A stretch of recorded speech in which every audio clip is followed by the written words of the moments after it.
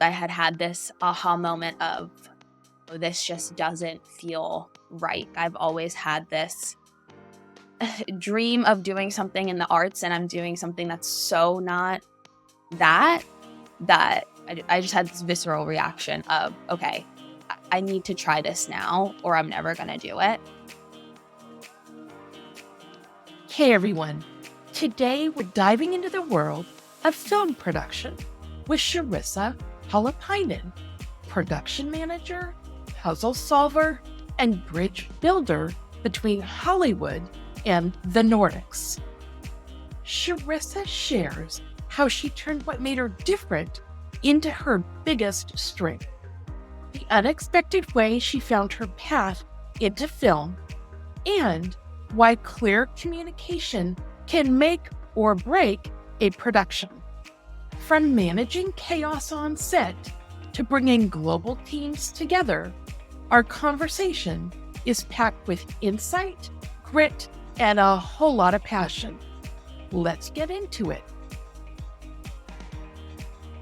Well, Sharissa, it is so wonderful to have you on She Lights the Way. I'm happy to be here. So, Sharissa, when we talked earlier, you had described what you're doing now as production management as a big puzzle. And I love that analogy. So a big puzzle is correct. And basically, a film production is the production end is the business end essentially of getting films made. So we do everything from pre-production when you're putting together the team and hiring the people that are going to come in and be the creatives, as well as making sure that everyone's contracts are correct and you are aware of all the union guidelines, all the way through into, of course, shooting, which is essentially when we make sure that there's no fires that need to be put out, or if we're running behind on schedule, making sure we know what that's going to cost, if we need to put more time in or days in on the back end or do a longer day today. And then post-production. So getting the thing edited and marketed and put out. So it's a really big team typically, depending on the budget of the production, but you're working in a team and then also with other teams that make up the entire production. So it's a lot of communication and personalities and things that you're harmoniously trying to make work together. It changes every day and every production is different. And that's what I love about it, because it's never stagnant and you're always figuring out new solutions and having new problems and figuring out how to fit all of this together. I'm absolutely fascinated. How did you find your way into what you do now as production manager? When I was younger, I was always interested in being an actor, right? Like that's a little kid's dream. You're an actor or pop star, or at least when I was little, that was the thing. And so I did plays here and there, and then that kind of fizzled out in high school. And growing up, I grew up in the Bay Area in Palo Alto. And so that's really like an incubator for technology and business and that. So that was kind of the path that everyone else was taking. And when you're 16, 17, trying to figure out, what to do, it was easier to kind of see what everybody else was doing. And that was what was talked about so much. So I did go to college to study business, but I got there on Thursday, and by Saturday night, I was home back with my parents in my own bed in my room and had dropped out of college to study business and that program in general. And I dropped out because I had this aha moment of, this just doesn't feel right. Like I've always had this dream of doing something in the arts, and I'm doing something that's so not that, I just had this visceral reaction of, okay, I need to try this now or I'm never going to do it. And I came up with a plan and I said, hey, look, okay, I'm going to go community college. I'm not going to miss a beat education wise. That's important to me, but I'm also going to get a job and I'm going to apply for acting program as well. And then I did. I ended up getting into the American Conservatory Theater in San Francisco. And I was like, okay, great. Like, this is the path. This is going to be great. But then I got into those first acting classes, and turns out I'm a horrible actor. I can't do it. I was just so bad at it. Like undescribably bad. Anyway, I was nervous and just in my head, and it just wasn't for me. So I followed through with the program because I was now in it. But we had a special session, or like a winter session where it was just a few weeks, and we were given a project where we had to make a short film. And so I went out and collected my friends that were not actors, and I wrote and directed and shot and edited this glorified music video at actually the San Francisco International Airport, and and put it together and presented it in class. And that was when the first time that I was like, oh wow, first of all, there's other things in the industry than acting and directing, and this was really fun. I really liked this, and being in control of the story that I was telling and putting it all together, and figuring out how to make it happen. Like, where are we going to go shoot this? Who am I going to get to perform this thing? And so then I was like, okay, I think there's something here. And then I started applying for 4-year colleges to finish out my degree. And I ended up at UC Irvine in their film and media program. And that is just, in those classes, it clicked for me that, okay, acting, definitely not the thing, but production and writing and putting together the pieces that then other people will perform and make is what really interests me. And then I graduated straight into the pandemic, and so there was no work in Hollywood. And I had a friend that I had made the summer before who worked in production. I had met her as a production assistant on a little children's film in Finland the summer prior to graduating. And we were talking, and she was like, hey, we need help on a movie this summer. Would you want to come? And I was like, well, sure. There's nothing here. And just pandemic wise, Finland was in a much better state than the US or California. And so I went, and I originally went for 8 weeks to shoot this movie. And I ended up staying for 5 years and just there working up my way through production. So, starting out as a production assistant, being a production coordinator, going into production managing. And with the pandemic also came a lot of productions, American productions, and just international productions that came into Europe, and specifically the Nordics. And so then I also had this interesting space where I kind of became the resident American Finnish person who understood both production cultures. And now I'm in a place where I'm really interested and working on a lot of co-productions and kind of being the person to go to be able to facilitate bridging that communication gap and bringing, people from different countries collaboratively together in a harmonious way, because it's something that I discovered that I'm passionate about, because I think you gain so much from having different cultures working together. I think it's important, and it lends so much, but there are communication barriers that can break down if you're not careful. So that's something that I, as a production manager, really like to focus on and dive into. Let's go back to the point at which you chose to go to UC Irvine.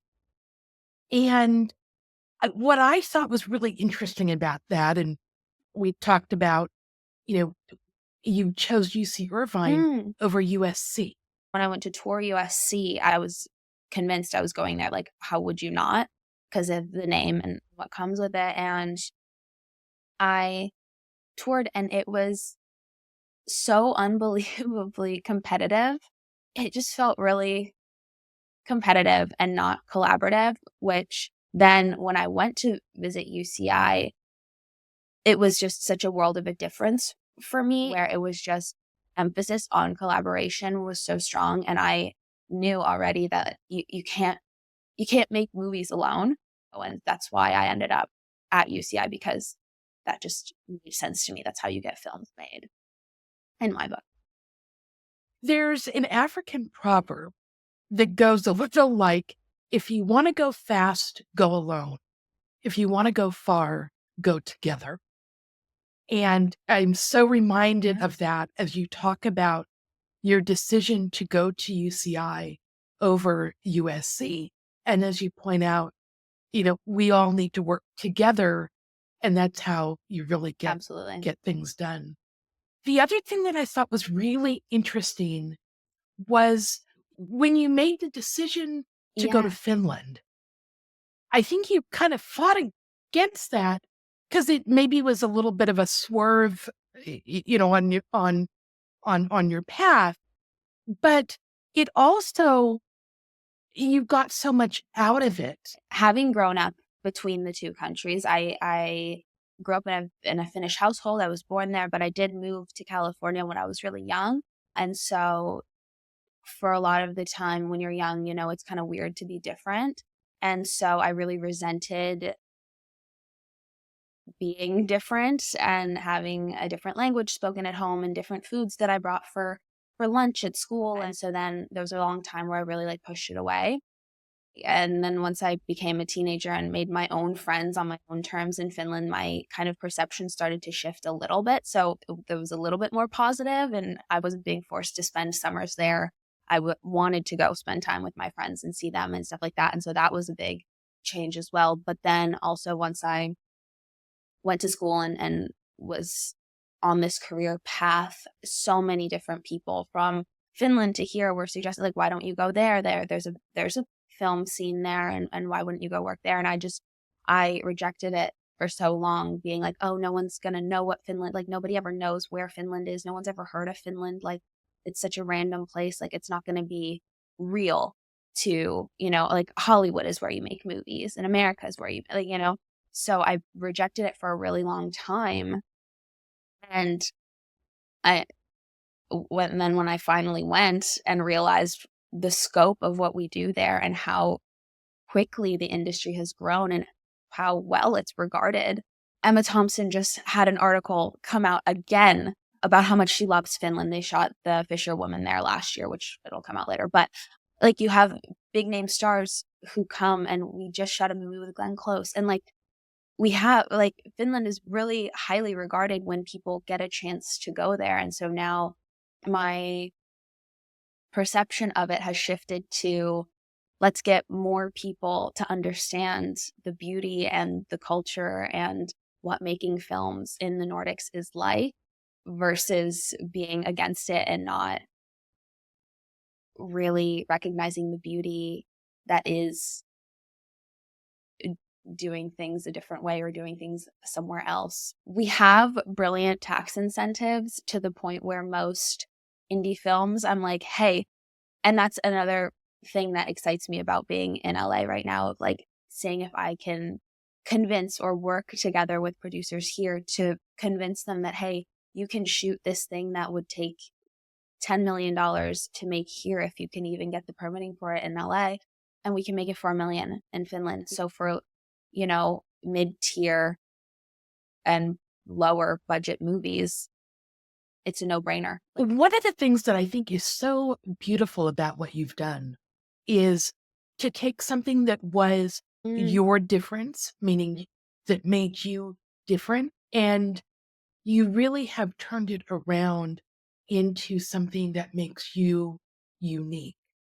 And you have a real niche in your industry.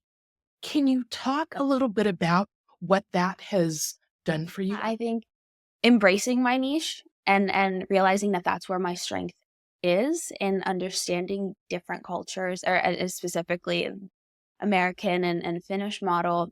I'll broaden it to the Nordic model, but I worked on a project where we had an American director and heads of department from the whole breadth of Nordic countries, and we had from Iceland and heads of department from Norway and Sweden, Denmark, and then of course we had Finnish heads of department as well. And so when you combine all of that into a room, while everyone is incredible at what they do it in very different ways.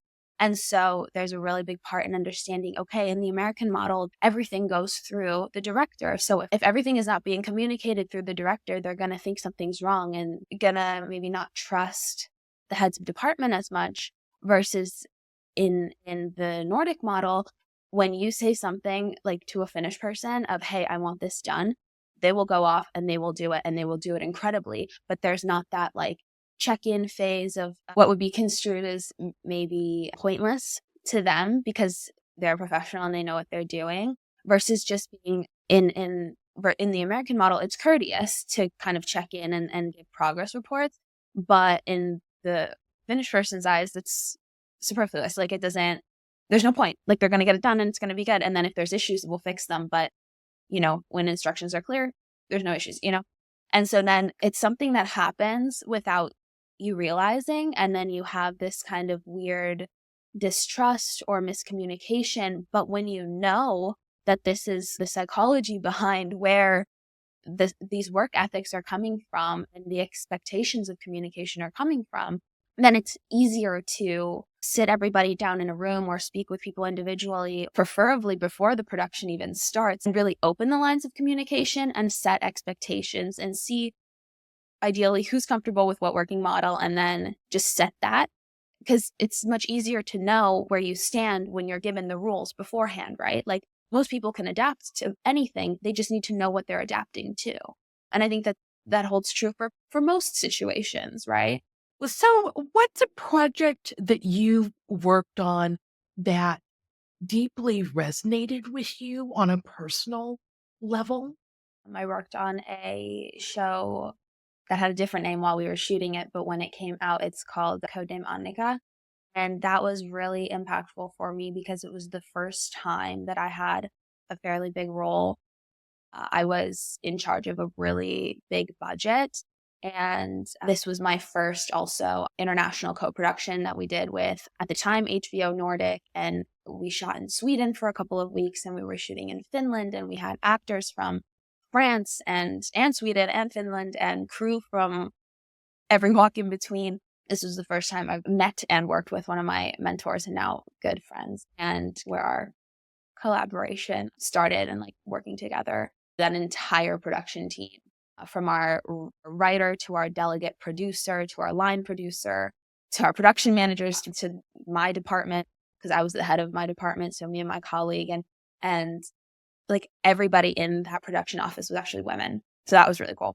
And then that line producer actually and I discussed a project for the following summer, and she asked me to come back and work on a film called The Summer Book, which just premiered last year here in LA at AFI, and a little bit earlier in the year in London. And that was a really big project for me, and that really locked in my love for the production side.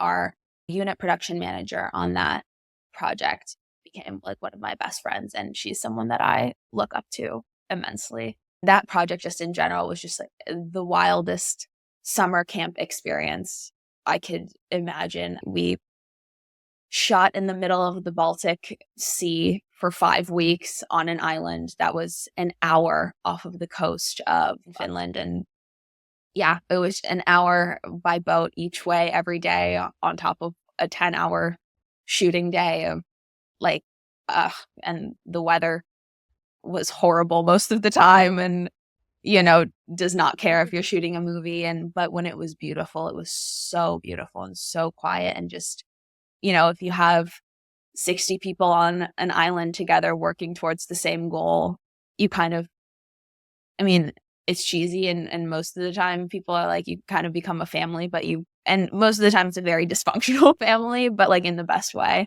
But this was just the next level of that, and it was so fun. It was hard, but it was so fun. That was definitely very impactful on my career, and just seeing so clearly of how the magic of co-productions and when you bring all these countries together, but also the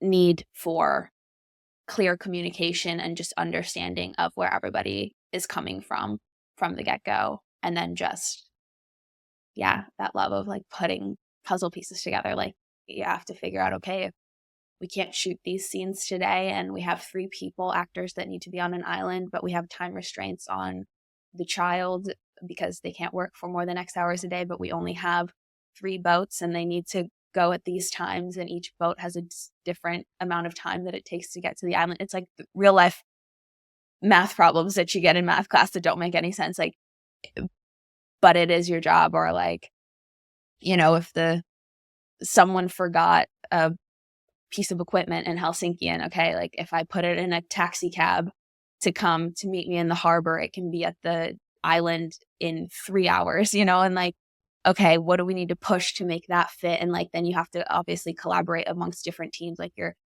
AD team and your camera team, or your like whoever, and your actors. And like, it's just, you're putting so many things together and solving problems. And it's just so fun. And your passion absolutely comes through. What do you think has been the most valuable lesson you've learned thus far in what you're doing? I think career-wise, the most valuable thing I've learned is that there is no right path or right way of doing things. You have to find your own path or niche. And it really is true, as frustrating as it is. But then it also maybe takes the pressure off in a way, because if you just think about what's important to you and what you specifically are good at, because I think that everybody absolutely does have something in them that makes them different. And so finding what that is and using that to your full advantage and make it your entire personality, like whatever, but use what makes you different is I think one of my biggest takeaways thus far. Wonderful. And as we wrap up today, I'd love to know, in your perspective, what does She Lights the Way mean to you? To me, She Lights the Way means uplifting everybody that you can along the way and highlighting strengths in people. And for me, as now a boss of people, that's something that I always try to do when I meet new coordinators or production assistants, of seeing what is your strength, what is your passion, what makes you unique, and then finding projects within our team that they can focus on and that give them a sense of purpose. Sharissa, I can't tell you what a joy it has been to talk to you today. Thank you so much for spending your time with us. It's been a pleasure. And that's a wrap on this incredible conversation with Sharissa Holopainen. If you want to learn more about her work in film production and international co-productions, check out the links in the show notes. I'd love to hear what resonated most with you. Feel free to drop me a line at nicole@shelightstheway.com or leave a comment on any of the social handles for the project. Until next time,